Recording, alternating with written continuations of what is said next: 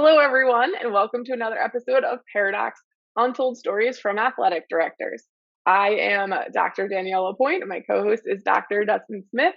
And today we have Mike McGurk with us. How are you today? I'm great, and just emphasize, not a doctor, not a close to being a doctor, other than having Fisher Price doctor kid still from my childhood days. Well, we are so happy to have Mike McGurk, the non doctor, with us today. And I would like to have a special thank you to Ticket Spigot, who is our sponsor and also the NIAAA official ticketing partner. So, Dustin, without further ado, let's kick it over to you for our introduction of our guest this week. But we've already established he's not a doctor, so we've got Paradox is still okay. But what I do want to know, or what I do want to state, is that he is royalty, not just in the Kansas City area or in Missouri, but across the nation, as he is the president of the NIAAA and our board. So I don't know if we should stand and salute. I don't know if we got to kiss the ring. I don't know what it really needs to be with Mike this morning, but there are a lot of accolades that we can fire out there, but one of the most impressive to me anyway is that he is the president of the NIAAA board. I've said that already, I know. And Mike, I don't know, do we do some kind of salute? Do we have to Curtsy? No. The funny part is it's not even about that. It's what can I do for you, right? It's how can I serve you best? And just getting an invite on here is like made my whole week. I mean, I've seen all the other guests, I've heard some of them, and I'm like, wait a minute, how do I get on this show? And so I'm pretty excited just to get the invite to be on and talk with y'all.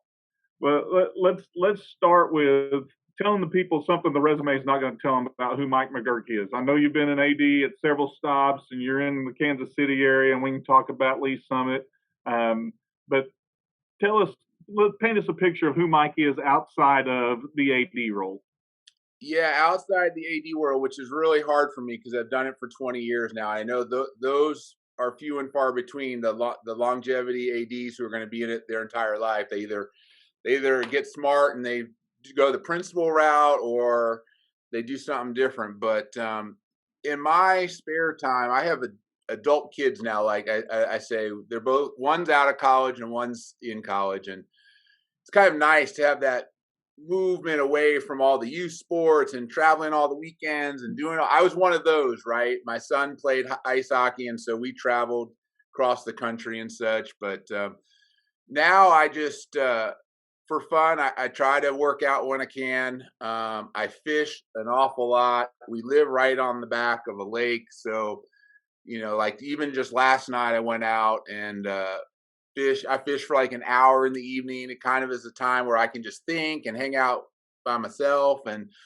the other day I had Josh Scott over, who was also on the board, and a Missouri AD, and he caught a fish. Now, it wasn't a very big one, but he was on the board first. I'm going to let the record show he did score first. But I do like to do a lot of that. I like to play golf quite a bit too, and you can ask Phil Reisner or Landis about playing golf with me and Josh. That's a good story too. So yeah, I'd say that's what I do for most of my time. I think most of my lifelong friends are in Virginia, which is where I was born and raised and started my educational career. But I'm now in Kansas City and have met some great people out here. But my friends from since middle school and such, they're still in Virginia, and I'm jumping back there in a couple weeks for a visit, and we're going to play golf and we're going to fish. So that's kind of what I do outside the AD world. So if we're going to say that Josh got on the board first as far as catching a fish, I know when I talk to Josh next, he's going to tell me that it was probably a 50-pound catfish that he caught barehand. He was noodling or something. Can we set the record straight to kind of say what kind of fish and how big this thing was? Yes, we actually can. As we're talking about, it was a crappie. It was not a big one. And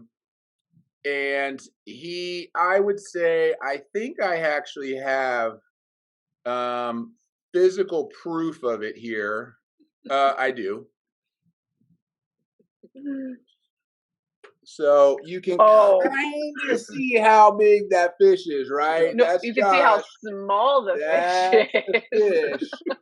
Okay, so he was on the board first. I'm just saying. And then so like, and I last night, so that's kind of my guy from last night. I caught a bass, and so I don't typically take pictures of all my fish, but with Josh, I felt like it was neat. I think maybe my fish ate Josh's fish, the one that I caught last night. So And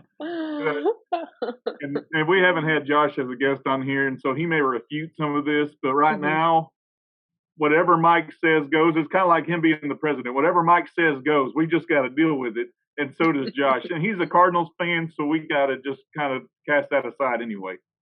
Yeah, we don't believe a lot of what he says. Like I said, it's really hard to refute the actual pictures of the fish, but I'm sure Josh will find a way that maybe I use Photoshop and changed out the size of his fish. But let the record speak for itself. And unfortunately, he is a Cardinals fan, but I did take him to a Royals game just recently when he came up here because my son works for the Royals. He's on the grounds crew, and he one of the bonuses after 22 years, he finally has a perk for me, and he can get me tickets to the ball game, and we go out and support the Royals. So it's kind of nice.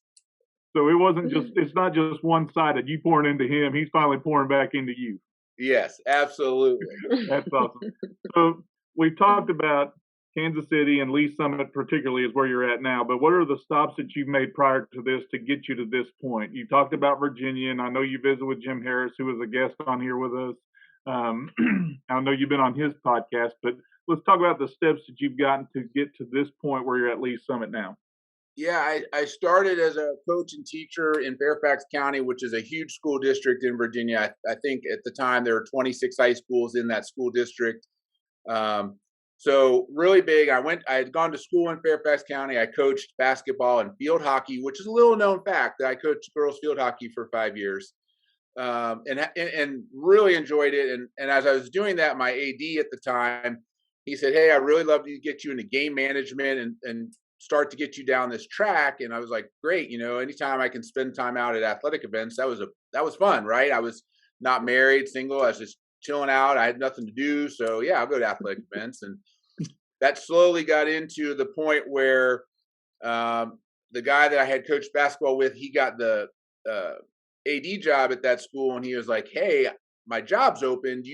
Are you like trying to be a head basketball coach, or do you want to go the AD route?" So that was kind of my like decision, right? I had to figure out which route I was going to go. And I went the athletic administrator route. So I was his assistant AD for 2 years. Then I got an AD job at Thomas Jefferson High School for Science and Tech, which is like the top academic school in the country. Still might be. You could Google it. It's like a magnet school for Fairfax County where the best and the brightest go. And it created I learned a lot in that 1 year, that position. Then I jumped to Robinson Secondary School where we had about 4,500 kids, 7 through 12. So I was really accustomed to that big school mentality at that point. And then my wife is from Missouri. So at some point we had some discussions about, what it would look like to be back here. And so, I was tired of the traffic and the nonsense that is the DC metropolitan area, and got a job in Jefferson City, Missouri for 5 years as the district AD there. Oversaw the high school, the 9th grade building, and 2 middle schools at the time. And my wife's from Lee Summit. So when a job opened up in Lee Summit, which is just a suburb of Kansas City, I applied, and I've been here 9 years, and I have 8 more to go. And I don't see myself going anywhere else. I love the people here. I love the coaches. We have a great culture. But I would say also, Dustin, and how I got here, like as an NIAAA stuff, I had some great mentors who early on in my career grabbed me and said, "Hey, you can go to these conferences and play golf, but you need to get some professional development too. You need to jump on a committee. You need to do this stuff." And 3 of them were ADs in our conference, in our area, and they're all in the NIAAA Hall of Fame. So I was really lucky to have folks that were really invested in the NIAAA to say, "Hey, as a young person, do this. Like, this is important, and this is good thing. Good things will happen if you jump in with good people." And so, as the president, and as I've gone through, that's my goal. It's more to like find other people and get them involved, so that they get the same benefit that I've gotten out of my 20 years in athletic administration. You made this statement when talking about the DC area. You said the traffic and nonsense. Now, is the nonsense related to traffic, or is it political, or is it just all the stuff that maybe was part of DC? Yeah, He's setting you up right now is what he's doing. I know he is. It's all a part of the DC area. And I'll be honest, I had lived there my entire life. And so you get used to the traffic. So you don't really understand how much time you spend in a car.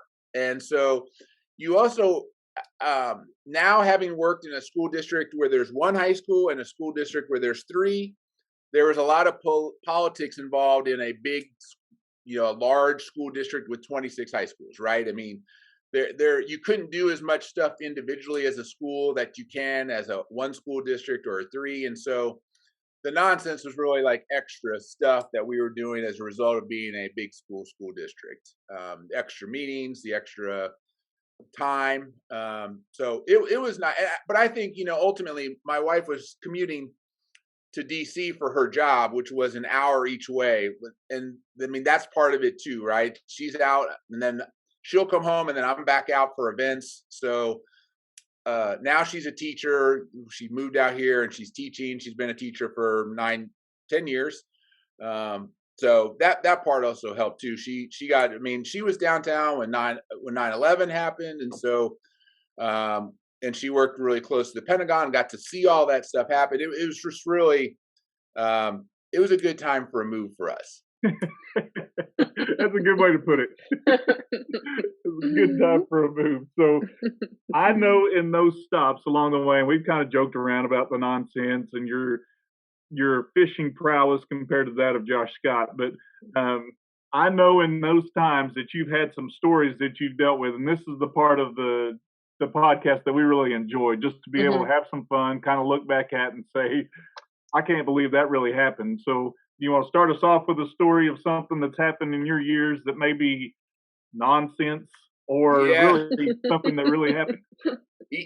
Each one of my stops, Dustin and Danielle, has something. Like my first stop was Thomas Jefferson, like I said, and that first year is when the sniper hit DC. So we weren't even allowed to practice outside. We weren't allowed to have PE class outside. We had to be in the gym, or we actually had a courtyard within our building so we could be outside, but we were within the confines of our building. And we even tried to play a football game in Richmond, which is about 2 hours away from Northern Virginia, where we were, to try to get a game in. And of course, like on the way home, there was another sniper shooting at one of the restaurants where a team had stopped, like 2 hours previous. So we weren't allowed to do that anymore until the sniper was caught. It was a lot of like rescheduling and postpone. And then we eventually had the field hockey tournament at a military base. So we were very creative and I learned a lot, but that's first year AD. And I know a lot of people when we went through COVID, they're like, oh, you're a brand new AD and going through COVID. I kind of felt that way a little bit when we went through the sniper situation in DC. And, I moved up to Robinson, and big football school, really into football. We went to the state championship one year. I was there in those 5 years. And embarrassingly enough, we had not shut off the irrigation system. And that was before everybody had turf, right? So we had a beautiful Bermuda field, and I hadn't turned off the irrigation system. And of course, right during the middle of a Friday night game against one of our rivals, it pops on, right? And thankfully, unlike some others, right, at least it didn't happen on the side of the field where the play was. It was on the far end of the field. So real quickly, any experienced AD would get on the radio and yell for anybody close to that sprinkler system to turn it off. But ultimately, that's on me for making sure it was turned off before the game. And I worked that into, that LTI class when you start talking about facilities and fields and like making sure that's off Friday night before games if you have grass field. Because that was embarrassing. Danielle, you don't know anything about that, right? Oh, I'm so glad that I can't relate to your sniper story. Let's start with that. But unfortunately, I can 100% relate to your sprinkler story because I'll share it with you quickly if you don't mind. I know it's about you, but you might think this is hilariously awful. So I knew I was having issues with my sprinklers. They were acting funny and I didn't really know why. So it's not that hard, right? There's a thing that tells you like the time, little control box, like on, off, schedule it, but it wasn't acting right. So I actually turned the system off.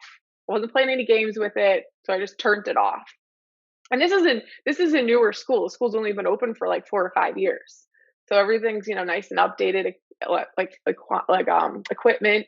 So we're out there and it was actually one of our rival games. It was a big game and the other team's receiver goes out. He puts his hands out to catch the ball and he's looking at the ball and a sprinkler head comes up and shoots this poor boy right in the face through the helmet. And I am like, oh my God, doesn't catch the ball. The announcer, who's one of our assistant principals, found himself humorous. He's like, there's a rain delay on the field, folks. And my coach is flipping out. I am trying to figure out what to do because my system is off. How do you turn it off when it's off already? So I made some phone calls. I eventually figured out where the water turnoff valve was to the field.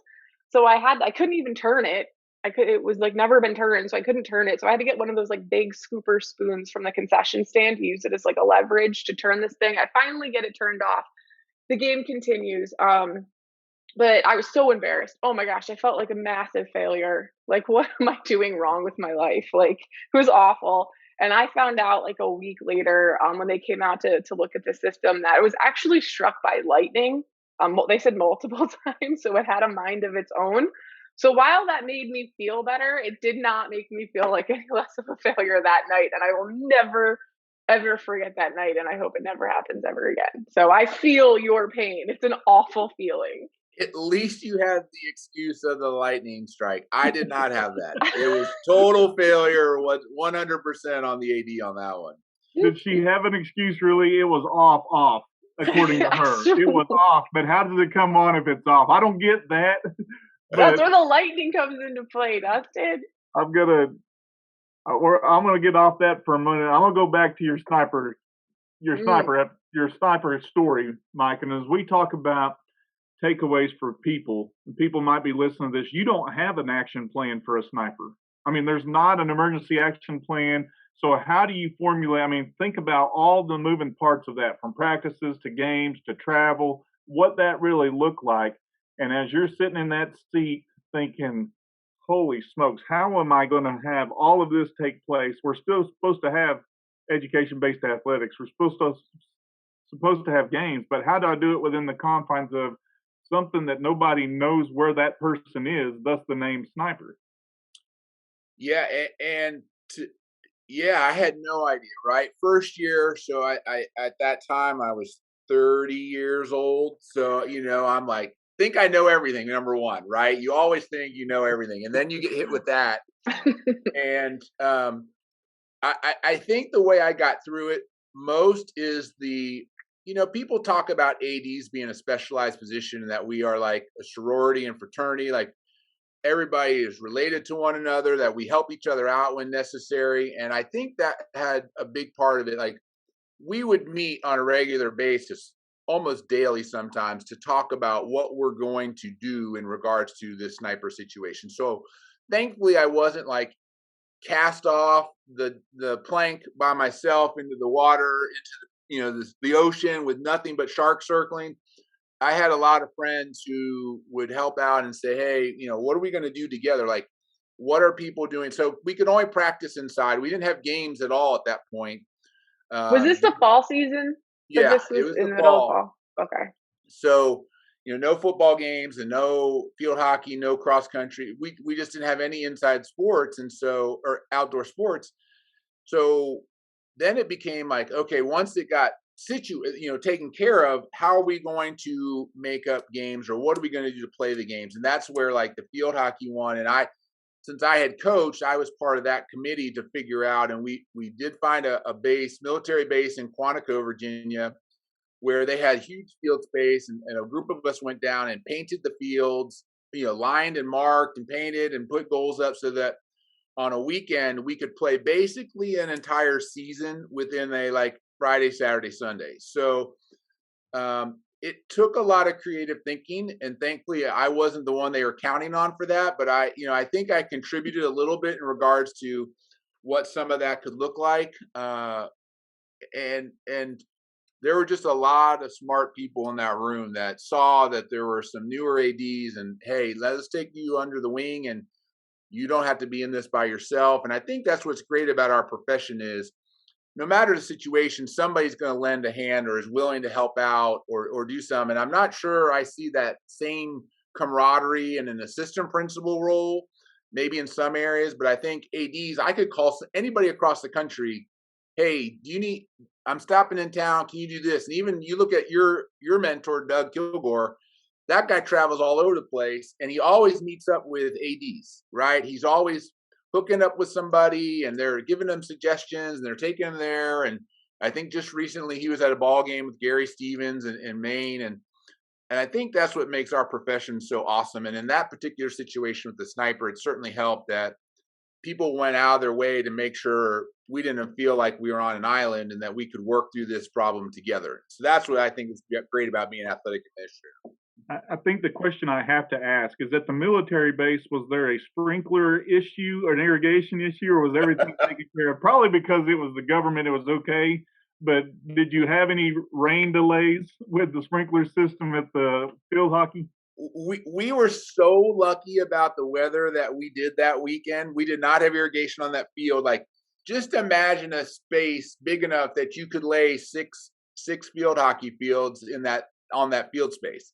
And that's basically what that military base allowed us to do. And thankfully it wasn't irrigated, but we could just throw the field down, paint, and we got officials for that weekend, which was awesome. And like I said, basically we played a majority of that season within that weekend. We got everybody, 5, 6 games, 7 games, and then we could jump back into our playoffs.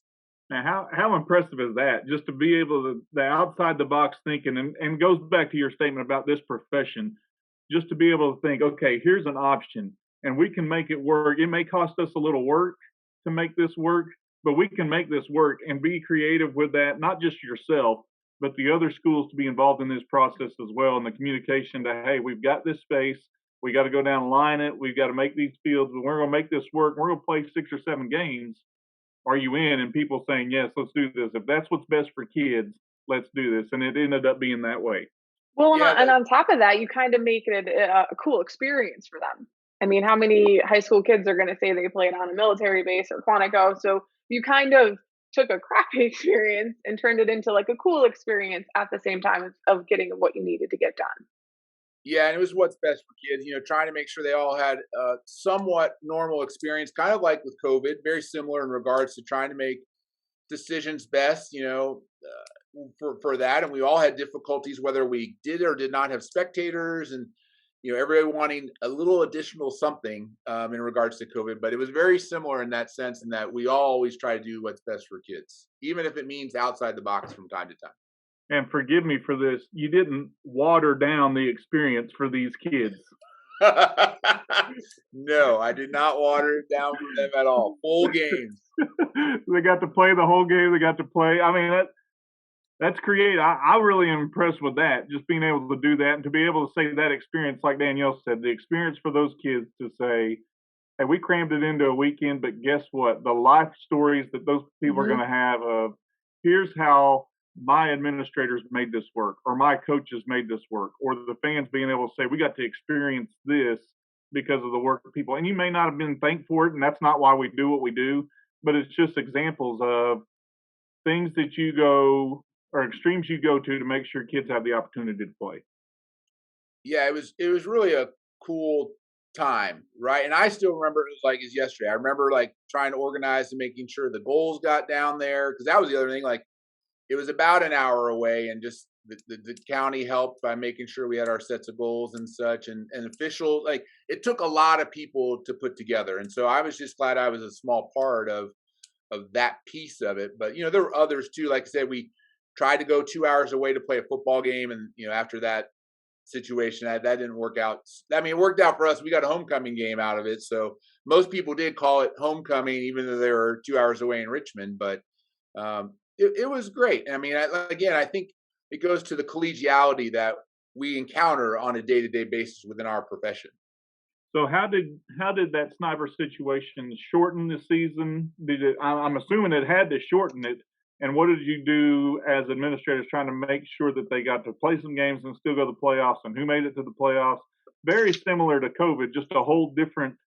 I mean, it wasn't a global pandemic. It was a location issue for you, obviously. But how did you shorten those seasons and make the most for those experiences for those kids? Yeah, like I said, with the field hockey, it was a bit shortened because of, and we could only play like 5 games a night in our area anyway because of official shortages, Mm. and so they lost a few games, and I think we probably got 2/3 of the season in on a regular basis, and then the playoffs were just we bumped back a little bit so we could get a full playoffs. And football, we had to miss, if I remember correctly, we missed a week or two of football games. And then we just had to go based on the games that we did get in, and because it's really hard to make up football, right? You can't pack 2 or 3 games in a week for varsity football. You basically get one a week because again, you're doing what's best for kids. Throwing them out there 3 or 4 nights apart on a varsity game, that's not going to happen. So How um, how long did this like sniper stretch go on for? if I remember correctly, it was like a month. If I remember Mm. correctly, it was 3 or 4 weeks. Um, it was just like I said. I mean, that was welcome to the neighborhood deal for me for athletic administration. I mean, that was my first fall of my first year as being an athletic administrator. So after that, I knew it was going to be easier. And then of course, the pandemic hit and such, and so and then there's been other issues too. And I think one of the saddest days of being an athletic administrator for me is 5 years ago we had a student take their own life in our building during the school day, and it was a Friday afternoon. It was late September, and we had a home football game that night. We were hosting district tennis on the tennis courts at that time. And then we kind of went into not a lockdown per se, but restricted movement so that people weren't going into the hallways and doing some stuff. Um, but at the same time, we had to make a lot of decisions in a short period of time. Are we going to continue with the tennis tournament? Are we going to cancel it? What are we doing Friday night football? There were a lot of decisions made in a short period of time. I hope others don't have to go through that situation. I know students with mental health, that's an issue. And for us, it really brought kids together. So we canceled the football game that night and we moved it to Saturday, the next day. And we were playing a team, our colors are crimson, silver, and black, and they're purple and gold. And purple is the color of suicide awareness. And so the next day when we played them, our kids all brought purple balloons and had kind of a balloon launch, and their kids did the same thing. And so it really kind of brought our kids together, and they really got to learn how to overcome adversity per se. We also had a student a week later took his own life, not at school, but again, that senior class dealt with a lot during that time period. And again, I don't wish anybody to go through it, but there was some positives out of it. The amount of support we received from surrounding schools and communities, their student councils, they brought us a paper tree with leaves that talked about all the positive traits of our school. I mean, it was really, really awesome to see the outpouring of support from rival schools, sister schools, people from across the country. Some had heard the story. And so it was a tough day, to try to make all those decisions in a short period of time and communicate that out. We had a bunch of schools here for tennis, and I would work with their coaches to say, we're going to continue with the tennis tournament after talking through it, that there was no threat to the outside per se. But then I had communicated with their ADs and coaches, but then they had to communicate to parents. So their parents are calling a school. what's going on? We've heard this, and there are all kinds of rumors because you couldn't share with them what was really going on at that point. So really tough day in athletic administration for me, but learned a lot from it. And I feel like our community came together. We now have a suicide prevention walk that we do yearly in April, which is nice to see our community be part of. And so I know mental health recently has been a big issue, but we were on the front end of that, as we encountered some of that. Like I said, that was 5 years ago when that happened. So tough story for sure. But I think when you talk about what you learn as an athletic administrator, the resolve and resiliency of our kids, we underestimate that from time to time, and that just goes back to me thinking, those. I mean, we didn't win the football game the next day. We lost by, if I remember correctly, by like 42 points or something. But it didn't matter. The kids just were glad to be there. They were glad to be out to support the team, and we have a memorial garden here at school, and so that those families were excited that we have a bench provided for each of those two students. I think about just these stories, the things that you've been through and are still an athletic administrator, Mike. I mean, that tells some resiliency and some adversity that you've overcome, but some of these major things that you've dealt with from a sniper, and you think about even with COVID, and we talked about this a couple episodes ago, just people saying, we just want to play. Whatever we got to do to be able to play, because that gave them some sanity. Well, you're making those real life decisions, one for a sniper situation, then for a kid that took their life the afternoon of games, and what that really looked like. And then booking that now with the pandemic and what we've dealt with, you've covered some ground and some time of some huge issues in people's lives. And we talk about mental health really being on the forefront now, but think about even back to your sniper situation, the mental anguish that caused kids or coaches or you as an administrator trying to figure out how to navigate that process. There's no book that lays that out for you that says, when you're dealing with a sniper, here's what you do. When you're dealing with kids taking their own life, here's what you do. When you deal with a global pandemic, here's what you do. We haven't had those classes. It's just thrown onto us. And I told my administrators, we've had some loss of life in the last year and a half. We've lost like 12 people associated with our school district. And I've said repeatedly to our people, we don't get to pick what we lead through. We just have to lead. And so things are going to be given to us that we're not ready for.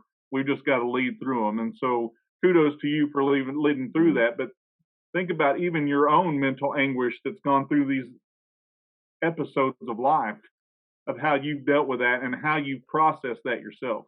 Yeah, and I think it's best shared, right? I mean, I think that's the great part. I mean, one of the struggles of the big school district is there's some rules and regs that apply to everybody, but man, you have a lot of colleagues doing the same thing you're doing. You right? We have 26 in our little area that were doing what we were doing, and you could reach up the phone, and even if you were a bitter rival, you give them a call, see what's going on. Like if they needed a facility, some of us had turf fields earlier than others, and if they needed to make up a game, hey, can we borrow your field? Yeah, I mean, because that's the right thing to do. It's a little extra work for your staff and such, right? But I have found comfort in working with others, and just my involvement with the national, Dustin. I've gotten to meet you and Danielle and a, a ton of other people. Even during the pandemic, I got to meet Tony Fisher, who's now on the board. Right, I didn't know him from anybody, and I started having conversations with him right before the stuff in Minneapolis happened with George Floyd, and we started talking about involvement of people of color in the NIAAA, and started having that before. And then, like when we were supposed to meet, it was like the day of George Floyd, and so I got to meet a lot of people from around the country, and to be able to share stories with them helps me get through what I encounter here. And after 20 years, I love what I do. There's no way I'm changing out, right? I love being in the building. I love working with kids. Yeah, from time to time I get frustrated, right? But we all do.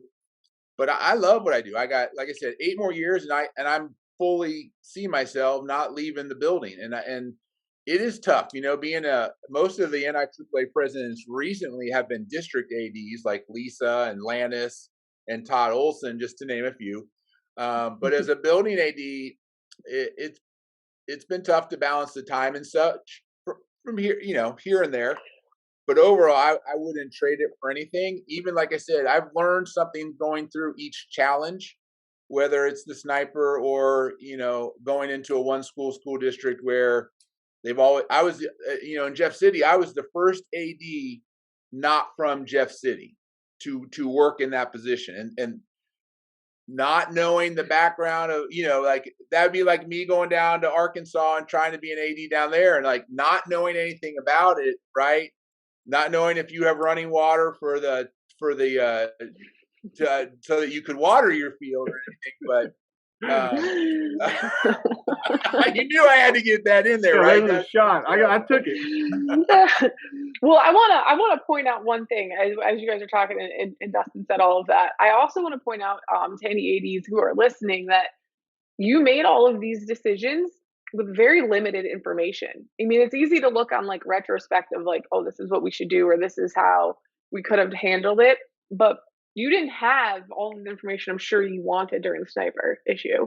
And I'm sure you didn't have all the information you thought you needed when a student took their own life. And we all know we didn't have all the information we needed during the pandemic. So a lot of these decisions, I don't even know if there can be a way to handle this, because every circumstance is not only unique, but we just in those exact moments you don't have all of the information, so you're doing what you think is right at that exact moment.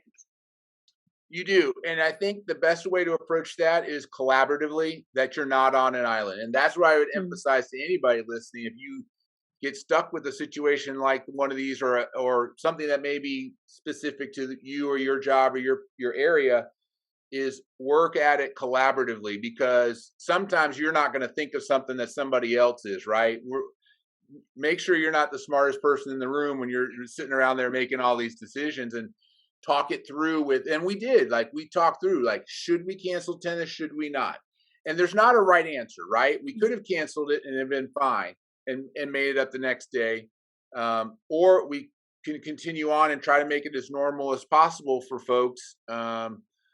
There's not a right or wrong for a lot of these, but you're right. We don't have a lot of information, but making it collaboratively and asking for people's input, I believe, Dustin, that goes to what leadership is really about, is involving others, making them feel valued. And then somebody's going to have to make a decision, right? And it's a lot of times it's going to be us, whether or not you're going to, even small ones, like, are you going to cancel a game? Are you going to move? I mean, that's a day-to-day that we're always making decisions, and we're always going to be criticized for, right or wrong, because no matter what, we're wrong, right? You move a game based on the fact that weather forecast is 80% thunderstorms, and that 20% happens, and you've moved it and it's beautiful, right?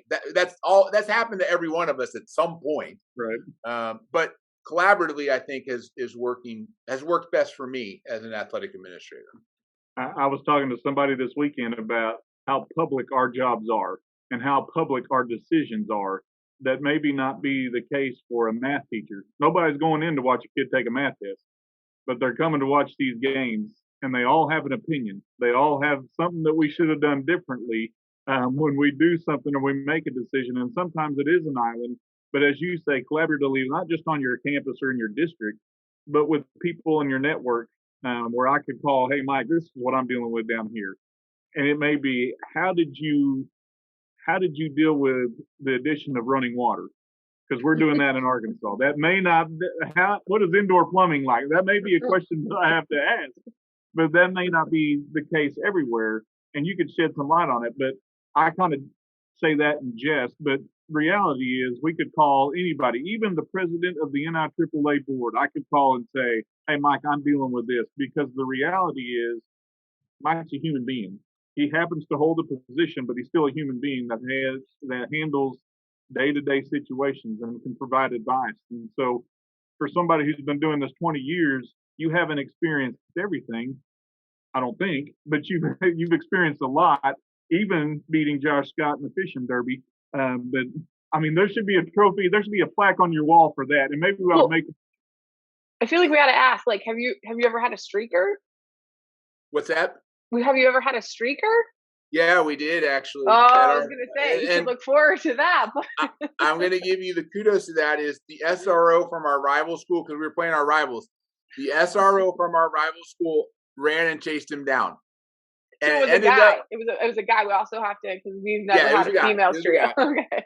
It was a guy, and the SRO chased down the guy, and it was one of their students who used to go to our building. So it was kind of like one of those deals, right? And so, yeah, I mean, the other thing, Dustin, that you say everybody criticizes us, right? For sure, but this is the motto I live by to compartmentalize. This is you're mistaking me for someone who cares. Like Yeah. I really like, that's what gets me through that. When people want to unsolicitedly tell me how to do my job, like in my head, or maybe next time down, I'm like, you're mistaking me for someone who cares because I really don't value your opinion at this point. And it is unique. There's not a whole lot of professions that are challenged so openly as coaching, officiating, and athletic administration. Right? Those three Mhm. things uh, really out in front. Everybody knows more than we do. Everybody knows more than the officials. Everybody knows more than the coach. So I think we're all three kind of lumped together, and you wonder why there's a shortage of all three, right? They Right. become harder and harder. But Well, I mean, your example of a thunderstorm is perfect. 80% chance of thunderstorms. Well, it doesn't make a difference what you do. Half the people are going to think you made the right call, and half the people are going to think you made the wrong call. And they're going to be public about it. Well, we went all the way out there and it was canceled. Should have canceled the game, or we canceled the game and it was gorgeous. What are these people doing? It doesn't really matter what you do. Someone's going to be unhappy about it, and knowing that going in, going into some of those decisions, knowing some people are not going to like this call helps kind of grow that thick skin. Yeah, well, and you have to have it, and I think that's the big thing for those folks just jumping into the profession, right? Is we're gonna make bad calls. We are like that's just we all do, and we're gonna live with it. But you have to like value the folks who you value and like listen to them. But the people who you don't let them impact you, right? I mean, again, you're mistaking me for someone who cares. yeah. And you say that, and I always say, did I ask for your insight? Did I ask a question that would give you permission to say this is what I should do? Because if I'm asking you, I genuinely care. If I say, "Hey, Mike, I'm dealing with this. I really want to know what you're going to provide." But if you come unsolicited to me and just say, "Hey, Dustin, I think I would have done this," that's where I say, "Hey, did I ask?" Because if I ask, then I will appreciate that feedback. But not asking, I really don't care. Right. And speaking of trophies, by the way, I'm going to throw this story out here. So it does include Josh Scott in it. So Mike Okay. McGurk and Josh Scott happened to play in a golf outing versus Phil Risen, assistant executive director, and Lannis Robinson, the past president of the NIAAA, in a little golf match at the Indy 500 golf course. The court, there's like a handful of holes that are inside the track. Really cool if you haven't played there. So, needless to say, I'm not going to say who won, but the team that did not win ended up with trophies, crystal paperweights that might have a might say like one of the past president's mottos, which was "Be better." So that might be somewhere on that crystallized paperweight that these two gentlemen, I'm not naming names, have do on their you desk. Have do on their you desk right own a crystal paperweight? now. I currently do not have one on my desk. Just curious. So Just curious. I know the rematch is coming, but nonetheless, the first shot has been fired. Right? Right. I mean, the crystal paperweights they're spectacular, and if you do run it, if you happen to be in the NIAAA office, you might see if anybody there has one on their desk. Not the past president, because his office is not in the AAA, NIAAA office. I know No, that. no, but if you go to Tampa, you might be able to See one again, there. there might be one in Springfield with Josh Scott. I can't speak to I'm not far specifics, from Tampa. I could do a little investigative work. right? So, And if it's not there, it needs to be there. and that story brings up two things. Number one, you have to have fun in your job, right? And number two, we are all competitive. Don't let anybody tell you otherwise. Whether it's fishing, golf, anything outside, ADs by nature are competitive. So you're telling me this wasn't putt-putt. This was a legit golf match. A legit golf match, yes. Okay. And it didn't take you 500 miles to take care of this. It did not. It took us about 4 hours. Oh. 4 hours. Yeah. I mean, this is great information because Phil's lined up to be a guest on here too. So we can get a perspective from somebody that's in the national office to see if it's located there. You know, I don't know if the sitting president has an office at the NIAAA office. I don't think so, but I'm assuming that if he did, he wouldn't have a crystallized paperweight there. No, he wouldn't. So I don't know who that may be, but again, it was quite the festivities, right? We had some fun with it. We again, we're competitive, but it was fun to get out there and compete and do that stuff. So it was pretty exciting. Again, I think so you can kind of see. I mean, I may have pictures of it. You can kind of see that, right? Right. We got it. They're beautiful. Yeah. I mean, I would proudly display that on my desk. It actually has you would, Dustin. The names of each individual, the Brickyard Crossing Invitational, and then second place, Be Better. So it certainly fit in the presidential theme of that time. So, you know. And this brings me to a question. I'm sure that when you started this journey, you'd had no vision of being the NIAAA president. And what I really appreciate is this opportunity to kind of what we've done with this podcast is just to have fun. And that's what you're trying to do in this profession, having fun, maybe at the expense of some others, yes, but having fun with others that are in this profession, because oftentimes we're lonely on our campus because it's just us who understands what we do. But you get to connect with people from around the country, and you get to talk about watering down a field, having a rain delay, or whatever you want to call it, or whipping someone's tail in golf, because we all are competitive, whether people will admit it or not. I know my limitations. So I know right now, Mike, you and I will never play around the golf unless we're playing together. Well, and like I said, I'm pretty confident that during the rematch, things could go just the other way very quickly. But at the same time, I'm taking advantage of that situation, right? I mean, who would not at this point? Right. Did you pencil whip them, or was it legit beat them on the course? No, we legit beat them on the course. Okay. And I think the odds were probably,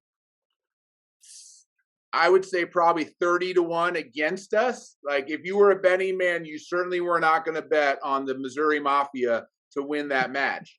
But, and I'm not sure if they did or not, but just throwing that out there, that the odds were certainly not in the favor of Missouri Mafia, which was myself and Josh Scott. The fact that you paired with Josh Scott is kudos to you for being able to withstand that. I'm sure your back hurt from carrying him throughout the whole golf Wow. Match. He's not even here to defend himself. And let the podcast show I did not say that quote. But I'm also not disagreeing with you, Dustin. Right, you're not denying it. I got you. I smell what you're stepping. No, what I do appreciate, Mike, is I appreciate your honesty, one, your transparency, and I think that's what you've done as a leader of our organization. You've been honest, you've been transparent, you've just been you, and that's all we ask of people in our profession. Just be you. And sometimes, you said it earlier, we're going to get it wrong. You're not always going to bat 1,000. And you think about baseball, it's a game built on failure. You're going to hit only 3 out of 10 times, and that's a Hall of Fame category if you're able to do that consistently anyway. So we're like meteorologists in the fact that we could be wrong and still have a job, but we can't be wrong consistently and still have a job like meteorologists do. But I think your transparency has been awesome. I appreciate your humor and your perspective on some things, and your willingness to jump on board here and just have some fun, just have some stories, maybe at Josh Scott's expense, and maybe we need to do a follow-up just to really badger him, or maybe just have you secretly on there when we have Josh on this episode, so that you can be that little devil on the shoulder and say, "No, this is the truth of really what happened." Well, the funny you say that about devil on the shoulder is when Mike Blackburn, Dr. Blackburn, announced he was going to retire. Right, there were two little devils. One was Josh Scott saying, "Yeah, of course he's going to retire. Mike McGurk's president. We're pushing that. Like, why wouldn't he get out?" Right, and then you had the angel, which was like Damian Frostinelli, saying, "No, he's getting out because he wants to go out on top. You know, Mike McGurk's president. This is a great time to get out." Right, so Yeah. the Josh Scott devil for sure played a part in that, saying like, "Yeah, Mike McGurk, yeah, absolutely, I can see why he's retiring. I would too. He'd drive anybody to retirement." But he's not retiring until after your reign is over. Yeah, the reign of terror, as sometimes it's affectionately known as. So this is on Becky Moran. We can push this on Three Socks to say he's getting out before she takes over. We could, yeah, we could, definitely, we could. I'm with you on that one. I mean, she's not Missouri; she's in Illinois, so you can't really. I mean, but you guys border each other, so I guess you could say we're going down with the ship, but that's not you leading the. You're not driving the Titanic at this point. I am not, actually. I have thoroughly enjoyed being on the show. However, in closing, so as you said, we all have our themes. And so mine is cherish the value in others, right? And it's an NIAAA coin with a quote on the back that says, "One person caring about another represents life's greatest value." And so I gave these out to board members to hand out to people who they value. And, you know, whether it's an admin assistant, some people did their building custodians, some people did mentors.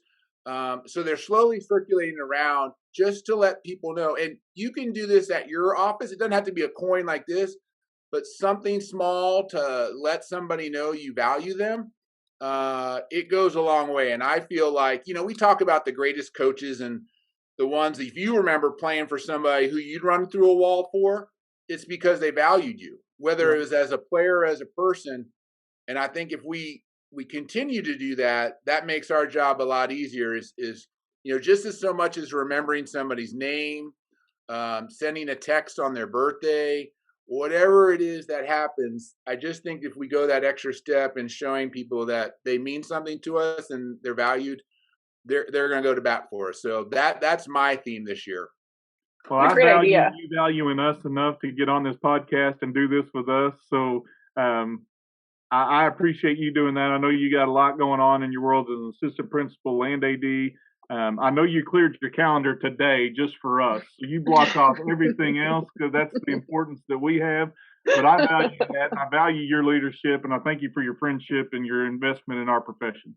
I appreciate that, Dustin. It was really awesome to be able to sit down with you and Danielle and share some stories. And like you said, it's not all serious. We laugh it up some, and that's part of our gig to make sure we can make it through all this time. And John Wooden, I think, said, if you're not making mistakes, you're not doing anything, right? And so going back to your point, I that's one of my favorite quotes as well. So I just enjoy that you all invited me to be part of this because this is a great podcast. Great podcast. And let you know, you're on the board before Josh Scott too, just so you know. let that be officially stated that I got on before Josh Scott. Well, I really love your coin idea. I think that's an awesome way and then people are going to constantly see it and remember that you know, one thing that you did that made them feel special. So I think that's a really awesome thing. And thank you so much for being on here. We're really excited to, you know, get to chat with you today. So thank you. And also thank you to Take It Spigot, who is our sponsor and makes, you know, all of our episodes possible. So thank you to everybody. And we will be back next week with another episode.